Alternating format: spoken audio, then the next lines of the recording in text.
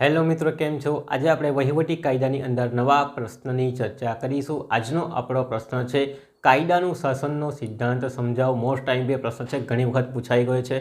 પરીક્ષાની અંદર 3 સવાલ પૂછાય છે. એક સત્તા વિભાજનનો સિદ્ધાંત પૂછાય છે, બીજો કુદરતી ન્યાયનો સિદ્ધાંત પૂછાય છે અને ત્રીજો જે પૂછાય છે તે કાયદા શાસનનો સિદ્ધાંત. 2 સિદ્ધાંત તમારા ફિક્સ પૂછાય એવું મને લાગે છે. ચલો, આ સવાલ બીજી રીતે પણ પૂછી શકાય કે એસી ડાયસીના કાયદા શાસનનો સિદ્ધાંત સમજાવો. તો એના અંદર પણ આ જવાબ આપણે લખવાનો રહે છે. અહીંયા આપણે કવરઅપ કરી લઈશું બધા જ મુદ્દા, કોઈ બાકી રાખવાના નથી. ચાલો, તો આ સવાલ પૂછાય એટલે સૌથી પહેલાં તમારે ફ્રન્ટ પેજ ઉપર મુદ્દા બનાવવાના છે. અહીં આપણે 5 થી 7 મુદ્દા બનાવવાના છે.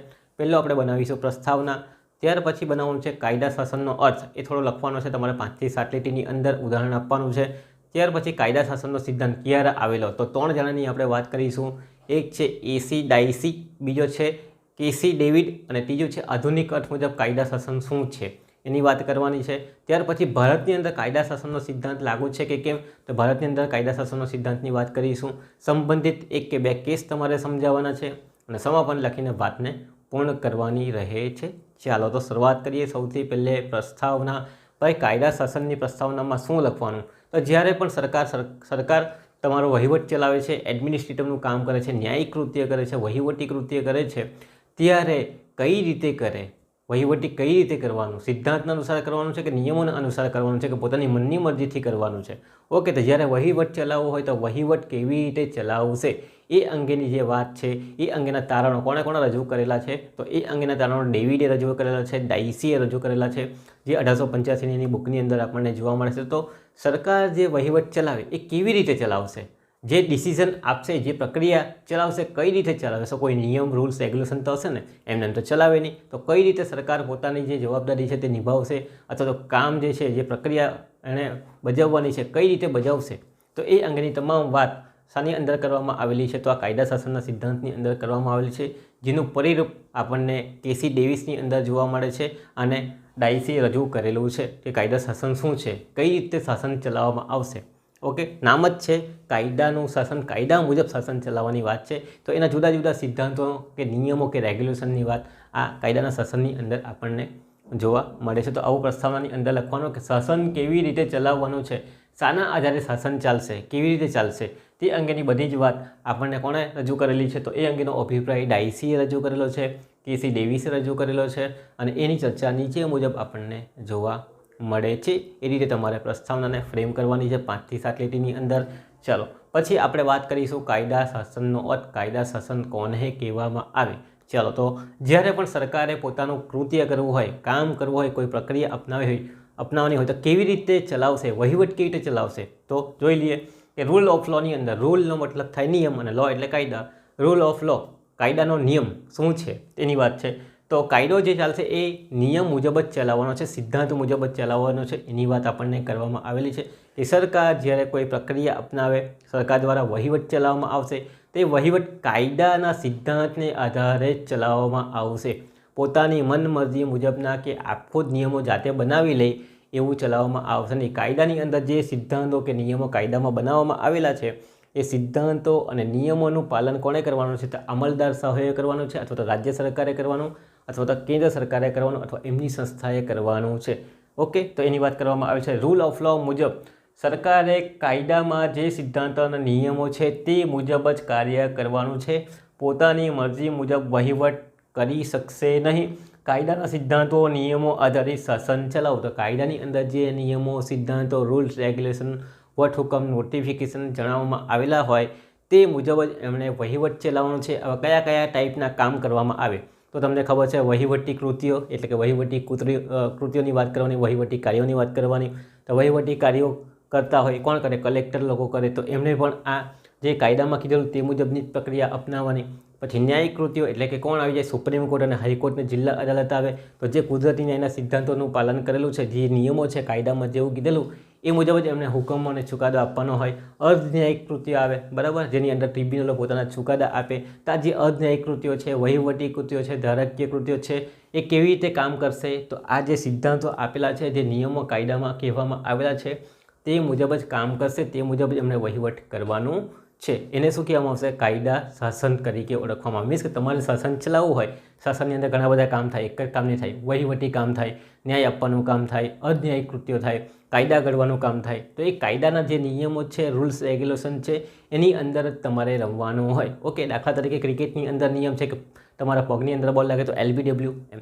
તો એ નિયમમાં અમ્પાયર શું કરશે? LBW પગમાં લાગશે, 3 સ્ટમ્પની વચ્ચે બોલ આવે તો એને આઉટ આપશે, અધરવાઇઝ આપશે નહીં. તો આ શું થઈ ગયું? કાયદા શાસનનો નિયમ થઈ ગયો.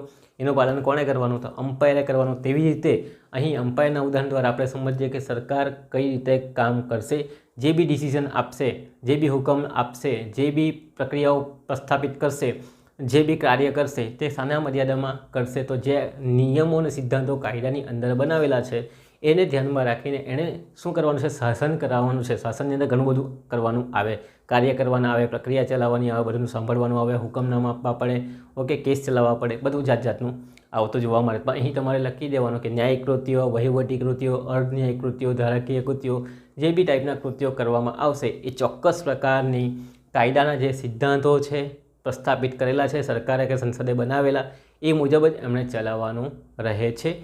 પોતાની મનની મુજબના નિયમો લાવી શકે નહીં. દાખલા તરીકે કોઈ વ્યક્તિને પકડીને જેલમાં મૂકી દેવાનો વગર કારણે, તો આ કંઈ નિયમ છે? નથી. આપણે અહીંયા પર જૂના જમાનાની અંદર તમે જો બંધારણ ન બનેલું તે પહેલાં અંગ્રેજો લોકો ભરી દેતા હતા બધાને, ઓકે ને. તો આ શું છે? કાયદાનું શાસન નહીં કહેવાય. પણ હાલમાં જો કોઈ વ્યક્તિની ધરપકડ કરવી હોય તો વ્યક્તિની ધરપકડ કરવી હોય તો એને શું આપવું પડે? કારણ જણાવવું પડે કે કેમ ધરપકડ કરેલી છે, ઓકે ને. આપણા કુદરતી ન્યાયનો સિદ્ધાંત, કારણ જણાવવું પડે, પછી વોરંટ આપવું પડે. એ વોરંટમાં એને ધરપકડ કરીએ પછી 24 કલાકની અંદર મેજિસ્ટ્રેટ સમક્ષ તમારે એને રજૂ કરવું પડે, બરાબર ને. તો આ શું છે? પ્રસ્થાપિત નિયમ છે, એને ધ્યાનમાં રાખીને ધરપકડ કરી શકાય. મનમરજી મુજબ કોઈને મૂકી શકાય નહીં. તો આ જે પ્રક્રિયા કે જે સિદ્ધાંત છે એ કાયદા મુજબ રચાયેલા છે. એને શું કહેવામાં આવશે? કાયદાનું શાસન. ઓકે, તો શાસન તમારે કેવી રીતે ચલાવવાનું છે, કૃત્ય કેવી રીતે કરવાનું છે? તો કાયદાને ધ્યાનમાં રાખીને, કાયદાના સિદ્ધાંતો, નિયમો, વટહુકમો, રૂલ્સ રેગ્યુલેશનને ધ્યાનમાં રાખીને કરવાના છે. તો આને કહેવામાં આવશે કાયદાનું શાસન. કે તમે શાસન કરશો તો કઈ રીતે કરવાનું? તો કાયદાની અંદર જેવું કીધેલું છે તે મુજબ તમારે સિદ્ધાંત અથવા તો સિદ્ધાંતમાં જે કીધેલું તેવી રીતે તમારે શાસન ચલાવવાનું રહે છે. ઉદાહરણ મેં તમને કીધું, લખવાનું છે કે વ્યક્તિની ધરપકડ કરવી હોય તો કઈ રીતે કરી શકાય? એમ કરી ન શકાય. વોરંટ આપવું પડે, કારણ જણાવવું પડે, એટલે કે કુદરતી ન્યાયના સિદ્ધાંતો પાલન કરવાનું, 24 કલાકમાં મેજિસ્ટ્રેટ સમક્ષ રજૂ કરવાનું, પછી જે પ્રોસિડિંગ થતી હોય તે થઈ. આ પ્રસ્થાપિત CRPCની અંદર કરેલી છે, બરાબર ને. BNSSની અંદર પ્રક્રિયા આપેલી છે. ધરપકડ કરવો હોય તો શું કરવાનું એમ, ઓકે. ચાલો, તો આ એનું સિદ્ધાંતો પાલન પોલીસવાળાએ કરવાનું રહેશે. ચાલો, તો આ છે કાયદાનું શાસન. શાસન કેવી રીતે થાય? આ રીતે થાય. હવે આપણે જુદા જુદા સિદ્ધાંતોની વાત કરીશું. તો અહીંયા ત્રીજો મુદ્દો, કાયદા શાસનનો સિદ્ધાંત. લોકોએ અલગ અલગ અભિપ્રાય આપેલા છે. તો નીચે 3 અભિપ્રાય આપણે જોવાનો પ્રયત્ન કરશું. પહેલો અભિપ્રાય છે ડાયસી મુજબનો સિદ્ધાંત. એણે શું જણાવેલું છે કે કાયદો કેવો હોય, કેવો સિદ્ધાંત હોવો જોઈએ, શું શું અંદર હોવું જોઈએ સિદ્ધાંતની અંદર. બીજું ડેવિસે પણ રજૂ કરેલું છે, એ પણ આપણે જોઈશું. 5 કે જેટલા મુદ્દા છે. આધુનિક અર્થની અંદર પણ 3 થી 4 મુદ્દા છે. બધાનું શું કહેવા માગે છે આપણે સમજાવવાનું છે. પછી આપણે ભારતની દ્રષ્ટિએ જોઈશું કે ભારતમાં કાયદાનું શાસન કેવું છે, બધું પાલન કરેલું છે કે રૂલ્સ રેગ્યુલેશનમાં. તો કાયદા શાસનની અંદર નીચેની બાબતો હોવી જોઈએ એવું એ લોકો કહે છે. કોણ કહે છે? AC ડેવિસ અને ડાયસી કહે છે. KC ડેવિસ અને AC ડાયસી. ડાયસી અને ડેવિડ બે નામ યાદ રાખવાના છે. ભાઈ, કાયદા શાસનની અંદર શું હોવું જોઈએ, કયા ટાઈપનું કાયદા શાસન બરાબર કહેવાય, બરાબર, એની વાત અહીં કરેલી છે. કાયદા શાસન કેવું હોવું જોઈએ. ચાલો, તો એણે ડાયસીએ બંધારણની એક બુક લખેલી છે, બંધારણનો કાયદો. એણે 1885ની અંદર, યાદ રાખજો, લખવાનું જ છે આપણે. 1885ની અંદર બંધારણનો કાયદો. બંધારણ તો તમને યાદ રહેવાનું જ છે. તો બંધારણનો કાયદો નામની એક બુક લખેલી. એની અંદર કાયદાનું શાસન કેવું હોવું જોઈએ, એની અંદર કયા કયા લક્ષણો હોવા જોઈએ એ અંગેની વાત કરવામાં આવેલી છે. શું કાયદાનું શાસન સરકાર કહે તે મુજબ હોવું જોઈએ કે વ્યક્તિ કહે તે મુજબ હોવું જોઈએ, બરાબર ને, કે બધાના માટે હોવું જોઈએ? કયા રૂલ્સ રેગ્યુલેશન અંદર હોવા જોઈએ કાયદાના શાસનની અંદર, કે જ્યારે તમે શાસન કરો, વ્યવસ્થા ચલાવો, કોઈ કૃત્ય કરો ત્યારે કઈ કઈ બાબત અંદર હોવી જોઈએ કાયદો બનાવે ત્યારે, અથવા તો કાયદો કેવો હોવો જોઈએ શાસન કરતી વખતે, એની વાત એણે કરેલી છે. 3 બાબતોની વાત કરેલી છે. એ 3 બાબતો પછી અહીંયા દોરવાની છે, 1, 2, 3 લખી દેવાની. 3 બાબતમાં પહેલી બાબત આવે કાયદો સર્વોપરી છે. કાયદો દરેકને સમાન નજરે જોશે અને બંધારણીય કાયદાની વાત. આમ કરીને 3 મુદ્દા તમારે અહીંયા લખવાના છે, બતાવવાના છે અને પછી એને વારાફરતી સમજાવવાના છે. અહીંયા બોક્સ બનાવો, કંઈ બી બનાવો, ડિઝાઇન કરો, જે કરો તે. પણ 3 મુદ્દા અહીંયા આવા જોઈએ કે AC ડાયસીએ બંધારણનો કાયદો 1885ની અંદર 3 બાબતોની વાત કરેલી છે કે કાયદાનું શાસનની અંદર કઈ કઈ બાબતો હોવી જોઈએ. એણે ચોખ્ખા શબ્દોમાં વાત તો કરેલી જ છે કે સરકાર કાયદાના સિદ્ધાંતો મુજબ જ ચલવી જોઈએ અથવા એના નિયમ મુજબ જ ચાલવી, પણ એ સિદ્ધાંતમાં શું હોવું જોઈએ, કેવા સિદ્ધાંતો હોવા જોઈએ કાયદા માટે, તો એની વાત કરેલી છે. પહેલી વાત કરેલી છે કાયદો સર્વોપરી હોવો જોઈએ. ચાલો, આ કાયદો સર્વોપરીની અંદર પણ મુદ્દા આપેલા છે, થોડા મુદ્દા બનાવવાના. પછી સત્તા કાયદા આધારે વાપરવી, જે બી સત્તા તમે વાપરશો, પહેલો મુદ્દો શું છે, કાયદો સર્વોપરી. કાયદો જ એ કેવો છે, મેઇન છે, એને જ ધ્યાનમાં રાખવાનો છે. તો સત્તા જ્યારે પણ તમે વાપરો, મીન્સ કે કોઈ કૃત્ય કરો, કૃત્યની અંદર મેં તમને કહી ગયો, ન્યાયિક કૃત્યો, વહીવટી કૃત્યો, અન્યાયિક કૃત્યો, ધારાકીય કૃત્યો, મીન્સ કે કોઈ બી કામ કરો તો સત્તાના આધારે તમને મળેલી હોય એની સત્તા તમારી પાસે હોવી જોઈએ. દાખલા તરીકે સેશન કોર્ટની સજા, ફાંસીની સજા આપી શકે, પણ એને હાઈકોર્ટને પૂછવું પડે એવું. તો સત્તા કાયદાના આધારે વાપરવી, કાયદાની અંદર જે સત્તા આપેલી છે તે મુજબ તમારે ફોલો કરવાનો. એમ મન ફાવે તેમ નિર્ણય નહીં લેવાના, બરાબર ને. ફર્સ્ટ ક્લાસ, સેકન્ડ ક્લાસ જે જજ હોય એ ફાંસીની સજા નહીં આપે ને પછી ફાંસીની સજા આપે, ચાલે? નહીં ચાલે. તો આ વાત છે. તો સત્તા કાયદાને આધારે જ વાપરવાની, કાયદામાં જે કીધેલું એ મુજબ અમલદાર એની સત્તા વાપરશે. કાયદામાં જે નિયમો અને સિદ્ધાંત હોય તેનું પાલન કરવાનું છે. કાયદાની અંદર જે ચોક્કસ પ્રક્રિયા, જે સિદ્ધાંતો, જે નિયમો આપેલા છે એનું પાલન કરવાનું છે. જ્યારે પણ તમે શાસન કરશો, વહીવટી કૃત્ય કરશો, ન્યાયિક કૃત્ય કરશો, કોઈ બી કામ કરશો, ત્યારે આ જે સિદ્ધાંતો છે એનું પાલન કરવાનું છે. દાખલા તરીકે પોલીસવાળો ધરપકડ કરશે તો આ સિદ્ધાંતનું એને પાલન કરવું પડશે. મન ફાવે તેમ ધરપકડ કરી શકે નહીં. તો આ જાણકારી હોવી જોઈએ તમને. કાયદાનો ભંગ કરીને કે સજા કે મનસ્વી રીતે નિર્ણય લઈ શકાય નહીં. તો કાયદો કેવો છે, સર્વોપરી છે. કાયદાને આપણે સમાન નજરથી જોવાનો છે, બધા માટે એક સરખો જ છે. એટલે કે કાયદાનો ભંગ કરીને કોઈ પણ વ્યક્તિ કે કોઈ પણ અમલદારશાહી પોતાની મનસ્વી રીતે નિર્ણય લઈ શકે નહીં. એની નજરમાં કાયદો એ શું કહેશે, બેસ્ટ વસ્તુ, કાયદો પહેલો, કાયદામાં જે કીધેલું તે જ મુજબ મેં તો કરા, બીજું કંઈ નહીં કરા, બરાબર એમ. તો આ રીતે કાયદામાં શું હોય છે, સત્તા આપેલો તે એટલી જ વાપરવાની. ભાઈ કાયદાના જે નિયમો સિદ્ધાંતો આપેલા હોય તેનું જ પાલન કરવાનું છે, એ જ પ્રક્રિયા અપનાવવાની. ભાઈ એ લગ્નની માટે કીધેલું છે, તમને ખબર છે કે લગ્ન કરવા હોય તો 30 દિવસની નોટિસ આપવાની. 30 દિવસની નોટિસનું પાલન કરશે, 5 દિવસ પહેલાં લગ્ન નહીં કરી નાખે તમારે, બરાબર ને. તો આ છે, તો જે પાલન કરવાનું તે કાયદામાં કીધેલું તે કરવું જ પડશે. કાયદાનો ભંગ કરીને, બરાબર ને, કાયદાનો ભંગ કરીને મીન્સ કે લગ્ન તમારા 25 દિવસ પહેલાં કરાવી દે એવું નહીં ચાલે. હમણાં હજી આપણે કાલે લગ્ન થાય નહીં ચાલે, બરાબર. કાયદાનો ભંગ કરીને કે મનસ્વી રીતે કોઈ સજા આપી કે કોઈ નિર્ણય લઈ શકે નહીં. કાયદામાં જે કીધું તે જ કરવાનું. એટલે કાયદો આપણા માટે કેવો, સર્વોપરી હોવો જોઈએ જ્યારે પણ તમે શાસન ચલાવો ત્યારે. તો આ સિદ્ધાંતની વાત કરેલી. ઉદાહરણ તરીકે કુદરતી ન્યાયનો સિદ્ધાંત, ભાઈ કે સુનાવણીની તક આપવાની, કારણ જણાવવાનું, પછી જ વ્યક્તિની ધરપકડ કરવાની, બરાબર ને. તો આ બધું જ વ્યક્તિગત હિત, નાણાકીય હિત બધું જોવાનું. તો આ બધું આવશે આની અંદર. ઓકે, તો આ જે સિદ્ધાંત છે એને ફોલો કરતો હોવા, આ સિદ્ધાંત અંદર હોવું જોઈએ એવું કહે છે ડાયસી, કે જ્યારે તમે કાયદાનું શાસન કરો, શાસન અંગે જ્યારે ડિસિઝન લો તો એના અંદર આવું હોવું જોઈએ.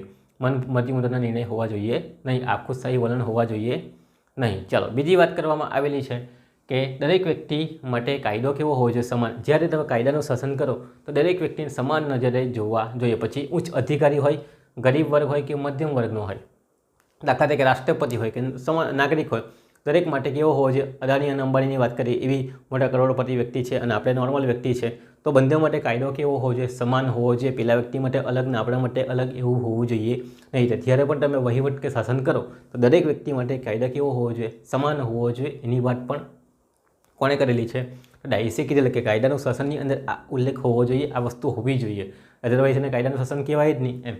તો એણે બી કીધું કે કાયદાના શાસનની અંદર આ વાત હોવી જોઈએ કે દરેક વ્યક્તિને એક જ હુકુમતને આધીન હોવા જોઈએ. એક જ હુકુમતના, દાખલા તરીકે અદાણી અને અંબાણી અને હું કે તમે બધા સુપ્રીમ કોર્ટની અંદરમાં જ આવી જાય, અથવા તો જિલ્લા અદાલતની અંદરમાં જ આવી જાય, છે કે નહીં. તો આ અદાલત એક જ હુકુમત કહેવાય. અલગ અલગ કઈ હુકુમતમાં થોડી કેસ ચાલશે બધાના. હા, સુપ્રીમ કોર્ટ એ છેલ્લી કોર્ટ છે એમ.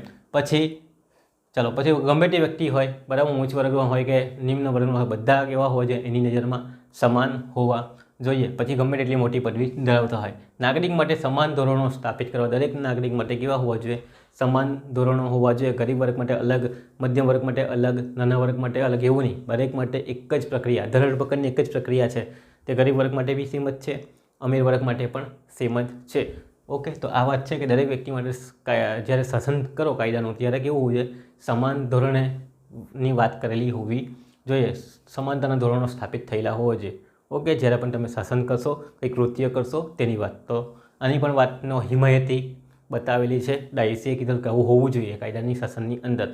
ઓકે, ચાલો, ત્રીજી વાત કરી છે બંધારણના નિયમો. હવે આ બંધારણના નિયમો ઇંગ્લેન્ડના કાયદાની અંદર એણે દર્શાવેલા છે. ઇંગ્લેન્ડના કાયદાની વાત કરેલી છે. તો એ આપણા કાયદાના શાસન માટે કામના રહેતા નથી. ઇંગ્લેન્ડના કાયદાને જ લાગુ પડે, દરેક વ્યક્તિને લાગુ પડતા નથી. તો દરેક દેશના કાયદાને લાગુ પડતા નથી. ઇંગ્લેન્ડના અંદર જે બંધારણ બનાવેલું હતું એના જે નોર્મ્સ હતા એની અંદર એને કામ લાગે છે. આપણા માટે એની વાત કરેલી નથી. એની જે ટીકાઓ છે એ કરેલી છે બંધારણની અંદર. આવું હોવું જોઈએ, આવું હોવું જોઈએ, તે આપણા બંધારણ સાથે કોઈ રિલેટેડ થતું નથી. તો ફક્ત 2 જ સિદ્ધાંત છે એને માન્ય રાખેલા છે, ત્રીજા સિદ્ધાંતને માન્ય રાખવામાં આવતો નથી. તો એની ચર્ચા વધારે કરવામાં આવેલી નથી, કારણ કે એ બ્રિટિશના બંધારણની ટીકાઓ કે જે કંઈ વાત કરેલી એને સુધારણાની વાત એણે કરેલી કે ત્યાં બ્રિટિશના બંધારણની અંદર આવું હોવું જોઈએ. દરેક દેશનું બંધારણ અલગ અલગ છે, તો આપણે એ બ્રિટિશના બંધારણની વાત અહીં કરવાની રહેતી નથી અને બુકવાળાએ પણ કરેલી નથી. તો બ્રિટિશ બંધારણમાં આ ત્રીજો કોન્સેપ્ટ હતો જે આપણા માટે કામનો નથી. એટલે 2 જ જે અર્થ છે, 2 સિદ્ધાંત અંદર હોવા જોઈએ કાયદાના શાસનની અંદર. જ્યારે કાયદો બનાવે ત્યારે અથવા તો કાયદાનું શાસન કરે ત્યારે આ બાબતો અંદર હોવી જોઈએ. એવું કોણે કીધેલું છે? તેવું એસી ડાયસીએ કીધેલું નથી. બીજી વાત આવતી નથી. તો આ કાયદા શાસન કેવું હોવું જોઈએ એ અંગેનો અભિપ્રાય એ લોકોએ આપેલો હતો. કોણે? એસી ડાયસી આપેલો હતો 1885ની બંધારણનો કાયદાની બુકની અંદર. હવે આપણે વાત કરવાની, જો એક્ઝામની અંદર ફક્ત ડાયસી પૂછે તો આ સમજાવવાનો, ડાયસી સમજાવવાનો, આ કેસીનો સિદ્ધાંત સમજાવવાની જરૂરિયાત, કેસી ડેવિસનો સિદ્ધાંત સમજાવવાની જરૂરિયાત રહેતી નથી અને ડાયરેક્ટ તમારે ભારતનું વાત કરી લેવાની. પણ જો તમને ડાયરેક્ટ પૂછેલો હોય કે ભારતમાં કાયદાનું શાસનનો સિદ્ધાંત સમજાવો તો બધું સમજાવવાનું, થોડા શબ્દોની અંદર વાત કરી આવવાની. ઓકે, હવે આપણે વાત કરીએ ભાઈ ડેવિસનો સિદ્ધાંત. ડેવિસે પણ પોતાનો અભિપ્રાય આપેલો છે કાયદાનું શાસન કેવી રીતે ચલાવવાનું, કે કાયદા શાસનની અંદર કઈ વાત હોય છે. જ્યારે તમે આ શાસન કૃત્ય કરવાની વાત કરે, કોઈ અધિકારો પોતાનું કામ કરશે તો એ કામ કરવા માટેના જે નિયમો અને સિદ્ધાંતો એની અંદર શું હોવું જોઈએ, સિદ્ધાંતોમાં કઈ બાબતો હોવી જોઈએ એમ, તો એણે પણ વાત કરેલી છે. તો પહેલી વાત કરેલી છે કાયદાના સિદ્ધાંત માટે નીચેની બાબતોની વાત એણે કરેલી જે કાયદા શાસનની અંદર હોવી જોઈએ એવું એણે કીધેલું હતું સિદ્ધાંતની અંદર કે લક્ષણોની અંદર. પહેલું, કાયદો અને વ્યવસ્થા. કાયદો વ્યવસ્થા જાળવવાની વાત છે. કાયદામાં જણાવેલ નિયમો સિદ્ધાંત મુજબ હોવા જોઈએ. તો કે જે વ્યવસ્થા જાળવવાની છે તે કાયદામાં જણાવેલ નિયમ કે સિદ્ધાંત મુજબ જ હોવો જોઈએ. આપણો મહત્વનો કાયદો કયો? બંધારણ. બંધારણના નિયમોને અધીને જ આપણે અલગ કાયદા બનાવતા હોઈએ છીએ. તો કાયદો અને વ્યવસ્થા કાયદામાં જે સ્થાપિત નિયમો છે તેના આધારિત તમારે ઘડવાના છે અથવા તો બનાવવાના રહે છે. જે બી નિયમ કે રૂલ્સ કે રેગ્યુલેશન બનાવશો તેની વાત કરેલી છે. તો એ જોવાનું કાયદો વ્યવસ્થા તમે કેવી રીતે જાળવશો? ભાઈ કાયદાની અંદર જે સિદ્ધાંત કે નિયમ જણાવેલા તે મુજબ તમારે વ્યવસ્થા જાળવવાની. ટ્રાફિકના રૂલ્સ જણાવેલા છે, આ રીતે તમારે વ્યવસ્થા કરવાની. પાર્કિંગના રૂલ્સ જણાવેલા હશે, બરાબર. તો આ બધા જુદા લાઇસન્સ આપવાના નિયમો આપેલા છે. કોઈ લાઇસન્સ કેવી રીતે મળે, લગ્ન કેવી રીતે થાય, તો એના નિયમો આપેલા છે. તો કાયદામાં જણાવેલ નિયમો સિદ્ધાંતો મુજબ તમારે શું કરવાની છે? કાયદાની વ્યવસ્થાને જાળવવાની વાત કરેલી છે. કાયદો વ્યવસ્થા તમે જાળવો તો આ સિદ્ધાંતો જાળવવાના છે, જે નિયમો સિદ્ધાંતો કાયદામાં જણાવેલા તે મુજબ. કાયદા મુજબ સ્થાપિત નિયમો હોવા જોઈએ. એટલે કે જે નિયમો તમે બનાવશો, બરાબર, તે કેવા હોવા જોઈએ? કાયદા મુજબ હોવા જોઈએ. કાયદાની વાત કરીએ એટલે કે બંધારણની વાત આવે. બંધારણના જે નિયમો છે, મૂળભૂત અધિકારનો ભંગ નહીં થવો જોઈએ, એવા બધા નિયમોની વાત છે. તો કાયદા મુજબ સ્થાપિત નિયમો હોવા જોઈએ. કાયદામાં શું હોવો જોઈએ? એને સ્થાપિત કરેલા હોવા જોઈએ. દાખલા તરીકે કલમ 1, 2, 3, 4 એ કાયદો બનાવેલો હોય એની અંદર લખવામાં આવે કે લગ્ન કરવું હોય તો આ શરતોનું પાલન કરવું પડશે. દાખલા તરીકે ફેમિલી લોની અંદર સેક્શન નંબર 5 કે લગ્ન કરવું હોય તો તમારે, બરાબર, સ્થાપિત નિયમો છે, એમને તમે લગ્ન કરી શકો, નહીં કરી શકો. તો કાયદા મુજબ સ્થાપિત નિયમો હોવા જોઈએ. જે પેટા નિયમો તમે બનાવો એ કેવા હોવા જોઈએ? કાયદાના મર્યાદાની અંદર હોવા જોઈએ. એની પણ વાત કરેલી છે. ત્રીજી વાત છે વિવેક બુદ્ધિ. કોઈ પણ અધિકારી અને વિવેક બુદ્ધિ અને આપખુદશાહીનો અભાવ હોવો જોઈએ. જ્યારે તમે કાયદાનું શાસન તો સિદ્ધાંતની વાત કરો, કાયદાનું શાસન કેવું હોવું જોઈએ? તો ભાઈ એની અંદર આપખુદશાહી વલણ હોવું જોઈએ નહીં. આપખુદશાહી અને વિવેક બુદ્ધિ મીન્સ કે પોતે પોતાનું મગજ વાપરીને નિયમો બનાવે એવું હોવું જોઈએ નહીં. તેમજ આપખુદશાહી પોતે પોતાની મરજીથી કે મનસ્વી રીતે નિર્ણય લઈ, હુકમ આપે, કૃત્ય કરે એવું હોવું જોઈએ નહીં. ચોક્કસ પ્રકારના પેટા નિયમો બનાવો કે ભાઈ તારે કયું કામ કરવાનું એમ. તો આનો અભાવ હોવો જોઈએ. અભાવ એટલે કે ના પાડે કે ભાઈ તમે તમારા મગજને નથી વાપરવાનું, તમને જે કીધેલું છે કાયદામાં તે મુજબ કરો. ધરપકડ માટે તમને નિયમો આપેલા છે તો તે મુજબ જ તમે ધરપકડ કરશો, બરાબર ને. લગ્ન કરાવવા હોય તો લગ્ન માટેની જે નિયમો પ્રોસિડિંગ્સ આપેલી તે મુજબ જ કરશો. તમે થોડી કે લાવો હમણાં ડોક્યુમેન્ટ લાવો, હમણાં તમારે આ સાઇન કરીને લગ્ન થઈ ગયા, એવું હોતું નથી. એનો અભાવની વાત કરે છે કે વ્યક્તિના હાથમાં સત્તા નહીં હોવી જોઈએ આ બધું માટે. કાયદામાં સત્તા હોય તે મુજબ જ એને વર્તવાનું છે. તો આ વાત છે વિવેક બુદ્ધિ આપખુદશાહીનો અભાવ હોવો જોઈએ. તો યોગ્ય ચોક્કસ પ્રક્રિયા હોવી જોઈએ. કાયદાની અંદર ચોક્કસ પ્રક્રિયાઓ હોવી જોઈએ. એમને એમ જ તમે કોઈ કાર્ય કે કૃત્ય કરો, ન્યાયિક પ્રક્રિયા કરો, વહીવટી કૃત્ય કરો એવું હોવું જોઈએ નહીં. કુદરતી ન્યાયના સિદ્ધાંતની વાત કરેલી છે. કુદરતી ન્યાયના સિદ્ધાંતની અંદર સુનાવણીની તક આપવાની છે, બરાબર ને. પુરાવો લેવાનો છે, કારણ જણાવવાનું છે. તો એ બધી પ્રોસિડિંગ્સ આપણને આપેલી છે. ધરપકડની અંદર પણ તમને કીધેલું છે કે ભાઈ 24 કલાકની અંદર મેજિસ્ટ્રેટ સમક્ષ રજૂ કરવાનો, વોરંટ આપવાનો. તો આ શું છે? ચોક્કસ પ્રક્રિયા છે, બરાબર ને. એ ચાર્જશીટ તમારે કેટલા દિવસમાં રજૂ કરવાની? ભાઈ 60 દિવસ અથવા તો 90 દિવસની અંદર. તો એ ચોક્કસ પ્રક્રિયા છે જેમાં પોલીસ પોતાની તપાસ કરશે. તો આ ચોક્કસ પ્રક્રિયા અંદર હોવી જોઈએ. જ્યારે બી તમે કાયદાનું શાસન બનાવશો તો એના અંદર ચોક્કસ ટાઈપની કોઈ પ્રક્રિયા નાખવાની છે. જેમ કે લગ્ન માટે 30 દિવસ, આ શું થઈ ગઈ? પ્રક્રિયા નક્કી કરી નાખી.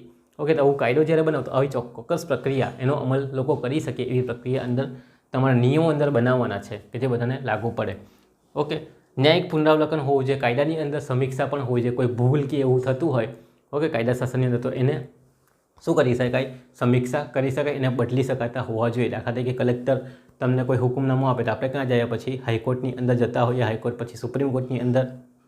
ન્યાયિક પુનરાવલોકન હોવું જોઈએ, એટલે કે અપીલ અને રિવિઝનની પણ પ્રોવિઝન અંદર હોવી જોઈએ. ડાયરેક્ટ પેલો કહી દે કે આ કરવાનું એટલે આ જ કરવાનું એવું નહીં, એની ઉપરની બાબતો પણ હોવી જોઈએ. અપીલ, રિવિઝન અને ન્યાયિક સમીક્ષા, એને જે ચુકાદો આપેલો છે એને શું કરવું? પુનઃસમીક્ષા થતી હોવી જોઈએ, એની પણ વાત કરેલી છે. તો આ ડેવિસના સિદ્ધાંતની વાત કરેલી છે 5 મુદ્દાની અંદર.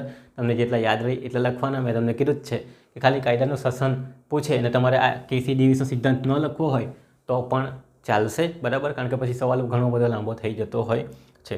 ઓકે, ડાયરેક્ટ તમારે શું લખવાનું ભાઈ? પ્રસ્તાવના, કાયદા શાસનનો અર્થ, ડાયસીનો સિદ્ધાંત અને સીધું આવી જવાનું આધુનિક સિદ્ધાંત ઉપર. આને તમે સ્કીપ કરી શકો છો મારી દૃષ્ટિએ, પણ આ 2-3 મુદ્દા જે છે તે તમારે ચિતરી આવવાના, વાંધો નહીં આવે. ઓકે, હવે આપણે વાત કરીશું આધુનિક અર્થનો સિદ્ધાંત. ફટાફટ એટલા માટે બોલશો કે સમય આપણા પાસે બહુ ઓછો છે, ફટાફટ આપણે બધું બતાવવાનું રહે છે. તો ઇન્સ્ટિટ્યૂટ ઓફ ઇન્ડિયન લો ઇન્સ્ટિટ્યૂટની અંદર આ વ્યાખ્યાઓ આપેલી છે. આપણને સિદ્ધાંત કેવું હોવો જોઈએ, કાયદાના શાસનની અંદર શું સમાવિષ્ટ, કઈ કઈ બાબતો હોવી જોઈએ કાયદા શાસનની અંદર. તો ઇન્ડિયન લો ઇન્સ્ટિટ્યૂટની વાત કરેલી છે. એની અંદર શું આપેલું છે તો જોઈએ. પહેલો, કારોબારી સત્તામાં થોડોક વધારો કરો. ભાઈ કાયદાનું શાસન તો આ બધું તો ફોલો કરવાનું જ છે, પણ થોડોક કારોબારી એટલે વહીવટી કૃત્ય, વહીવટી એડમિનિસ્ટ્રેટિવ કાયદો છે એની વાત કરેલી છે. કારોબારી 3 ટાઈપની વાત આવે. એક તમારો ધારાકીય કૃત્ય, ધારાકીય બાબતો આવે, કારોબારી આવે. ઓકે, તો કારોબારીની અંદર અને ન્યાયિક આવે. ન્યાયિકની અંદર સુપ્રીમ કોર્ટ આવે, ધારાકીય કાર્યમાં સંસદ આવે ને કારોબારીની અંદર તમારા આ જે કલેક્ટર વગેરેના જે પાવર્સ આવે, અમલ કરવાનું કામ એ આવે. તો કારોબારી સત્તામાં થોડોક વધારો કરો. મીન્સ કે કલેક્ટર છે, મામલતદાર છે, પોલીસ થોડીક સત્તામાં થોડો વધારો કરવો જોઈએ, એની પણ વાત કરેલી છે. બીજું, કારોબારીને વિવેક બુદ્ધિની સત્તા કાયદાના મર્યાદામાં હોવી જોઈએ. કે આ જે સત્તા આપવામાં આવે આ લોકોને વધારાની, તે કેવી હોય છે? કાયદાની મર્યાદામાં અંદર જ હોવી જોઈએ. કે એ લોકોના માટે ચોક્કસ અપલાઇન અને ડેકલાઇન હોવી જોઈએ. મીન્સ કે આટલી સત્તા, આનાથી વધારે સત્તા તમે વાપરી શકતા નથી. તો આ કાયદાની અંદર કહેવામાં આવેલી હોવી જોઈએ કે ભાઈ વિવેક બુદ્ધિ મીન્સ કે તમે તમારો મગજ વાપરી શકો, પણ આટલી સુધી જ મગજ વાપરવાનું, આનાથી વધારે ઉપર નથી જવાનું એમ. તો કારોબારીની વિવેક બુદ્ધિની સત્તા કાયદાની મર્યાદામાં હોવી જોઈએ. બીજા મુદ્દાની વાત પણ કરેલી છે. ત્રીજું, ન્યાયિક સંસદીય અંકુશ હોવા જોઈએ. ન્યાયિક સંસદીય અંકુશ એટલે શું? ન્યાયિક રીતે એટલે કે સુપ્રીમ કોર્ટ વગેરે અથવા તો સંસદ એટલે કે તમારી લોકસભા અને રાજ્યસભાના અંકુશ હોવા જોઈએ. જ્યારે કોઈ કલેક્ટર કે અન્ય કોઈ સંસ્થા અથવા તો અન્ય કોઈ વ્યક્તિ જ્યારે આવું કોઈ હુકમનામું અથવા આવી કોઈ સત્તા વાપરે તેના પર અંકુશ મૂકી શકાતો હોવો જોઈએ. કોઈ હુકમનામું આપે તો કોના દ્વારા અંકુશ મૂકી શકાય? ભાઈ ન્યાયિક એટલે કે સુપ્રીમ કોર્ટ તમારો ઉપર બેસેલી છે કે તમે ખોટા ડિસિઝન આપશો તો સુપ્રીમ કોર્ટ તમને પકડશે. અથવા સંસદીય અંકુશ હોવો જોઈએ. સંસદ પાસે એટલા પાવર છે કે તમને ઉચકીને ફેંકી શકે છે અથવા તો તમને રિઝાઇન કરાવડાવી દે છે. તો ન્યાયિક અને સંસદીય અંકુશ પણ હોવા જોઈએ જ્યારે કાયદાનું શાસન વહીવટ તમે ચલાવો છો. કોની મર્યાદામાં ચલાવો? કાયદાની મર્યાદામાં ચલાવો તો વેલ નહીં, પણ પોતાની મરજીથી ચલાવો તો નહીં ચાલે.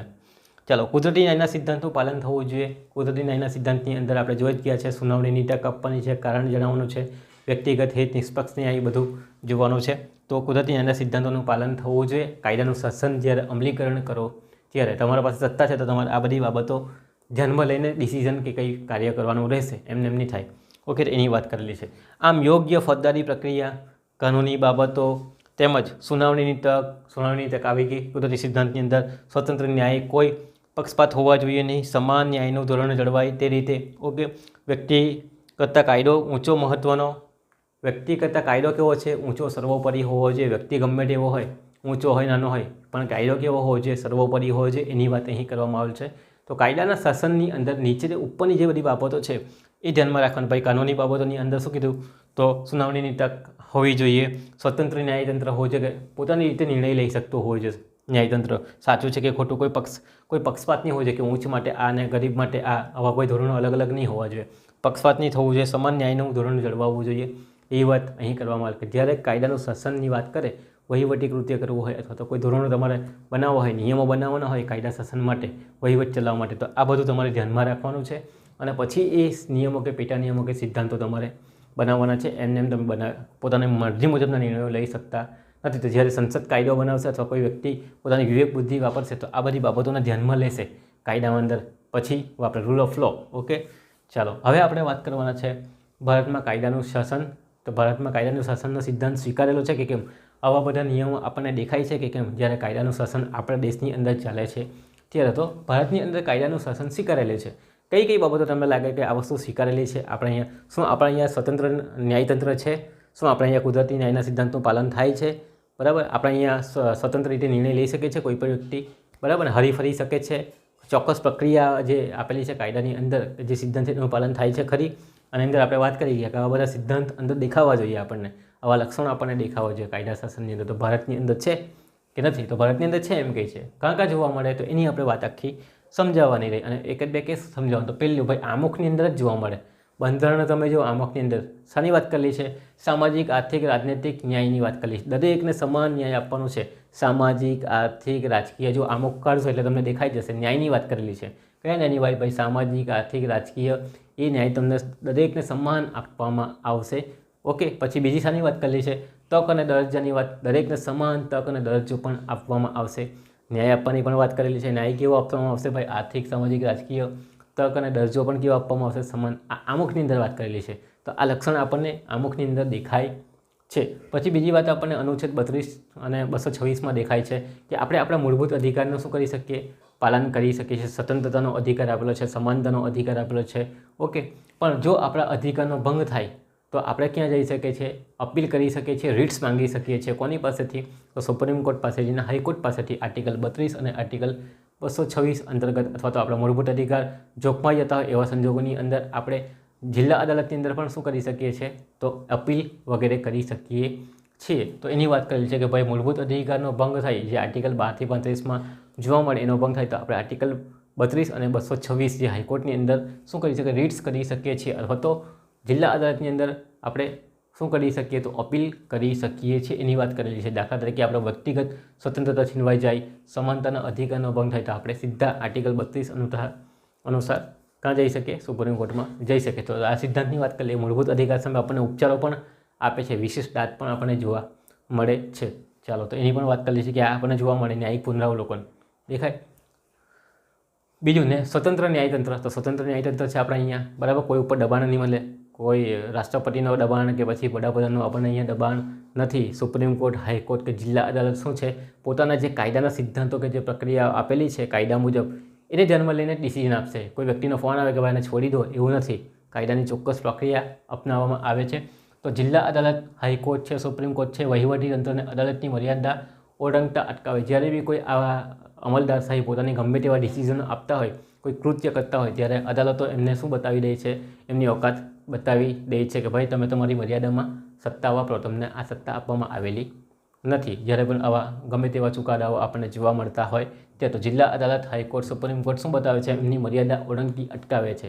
જો એ લોકો ખોટો કાયદો બનાવે, ખોટા રૂલ્સ રેગ્યુલેશન બનાવે ત્યારે. આમ ન્યાયિક સમીક્ષા જોવા મળે છે. Appeal, revision. જો તમારા અધિકારો જોખમાય તો તમે અપીલ કરી શકો, રિવિઝન કરી શકો હાઈકોર્ટની અંદર, સુપ્રીમ કોર્ટની અંદર. અને ન્યાયિક સમીક્ષા પણ જોવા મળે. જે ચુકાદો ઓલરેડી અપાઈ ગયો છે એના ઉપર ફરી પાછું તમે શું કરી શકો? ન્યાયિક સમીક્ષા, ફરી પાછું વિચારણા માટે પણ કહી શકો છો. તો જિલ્લા અદાલતનો ડિસિઝન હાઈકોર્ટમાં, હાઈકોર્ટની ડિસિઝન સુપ્રીમ કોર્ટમાં પડકારવામાં આવે છે. આ શું જોવા મળે છે? ન્યાયતંત્ર સ્વતંત્ર છે, પોતાની મરજીથી કામ કરે છે. એના ઉપર કોઈ દાબદબાણ નથી, બરાબર. કે કોઈ અધિકારીનો દાબદબાણ નથી, કે કોઈ મંત્રીઓનો દાબદબાણ નથી. એ પણ આપણને જોવા મળતો. કાયદા શાસન ભારતની અંદર પણ જોવા મળે. મનસ્વી કે વિવેક બુદ્ધિ નહીં. મનસ્વી કે વિવેક બુદ્ધિ આપણને જોવા મળતી નથી, બરાબર. જે બી અધિકારીઓ કામ કરશે કાયદાની મર્યાદાની અંદર જ કામ કરશે. પોતાની મનબુદ્ધિ મુજબનો નિર્ણય લઈ શકે નહીં. દાખલા તરીકે યોગ્ય કોઈ વ્યક્તિની ધરપકડ કરવી તો ધરપકડના નિયમો બતાવેલા છે. લગ્ન કરવા તો લગ્નની ચોક્કસ પ્રક્રિયાઓ, મેરેજ રજિસ્ટર અપનાવવાની છે. તો આ શું છે? મનસ્વી નિર્ણય લઈ શકે નહીં. જે કાયદાની અંદર સિદ્ધાંતો આપેલા, જે નિયમો આપેલા છે તે મુજબ જ એ લોકો શું કરશે? એ પ્રક્રિયા અપનાવશે અને વહીવટ ચલાવશે. એમને નહીં ચલાવે. તો યોગ્ય ધરપકડની પ્રક્રિયા છે. કરવેરાની વસૂલાત ગમે તે રીતે થતી હોય, દંડ ગમે તે રીતે વસૂલાતો હોય, સજા ગમે તે રીતે કરતા હોય, તો જ્યારે બી આ બધું કરવામાં આવે, હુકમ આપવામાં આવે, નિર્ણય આપવામાં આવે, દંડ આપવામાં આવે, તો ચોક્કસ સિદ્ધાંતો આપેલા છે. એ સિદ્ધાંતનું પાલન કરવાનું હોય. દાખલા તરીકે રેપ કરે તો ફાંસીની સજા, ચોરી કરે તો કેટલી સજા? ઓકે, તો 3 વર્ષ સુધીની સજા હોય. તો આ બધી જે સજાઓ કે દંડ છે ચોક્કસ કાયદાની પ્રક્રિયાની અંદર આપેલી છે. એને ધ્યાનમાં લઈને તમારે ડિસિઝન ચુકાદો કે ચોક્કસ પ્રકારનું કાર્ય કરવાનું હોય. મનસ્વી રીતે વિવેક બુદ્ધિ વાપરી શકાય નહીં. તો આ કાયદા શાસનની અંદર સિદ્ધાંત ભારતમાં જોવા મળે છે. બીજું, અનુચ્છેદ 13 કાયદા શાસનનો વિશાળ અર્થ આપણને આપવામાં આવેલ છે. અનુચ્છેદ 13ની અંદર કાયદાની વ્યાખ્યા જ આપવામાં આવે કે કાયદો કોને કહેવો, જેની અંદર વટહુકમો, રૂલ્સ, રેગ્યુલેશન, પેટા નિયમો, નિયમો, ઓકે, તો માર્ગદર્શિકાઓ વગેરેનું પાલન તમામ સ્થાનિક સ્વરાજ્ય સંસ્થા અમલદાર શાહોએ કરવાનું હોય.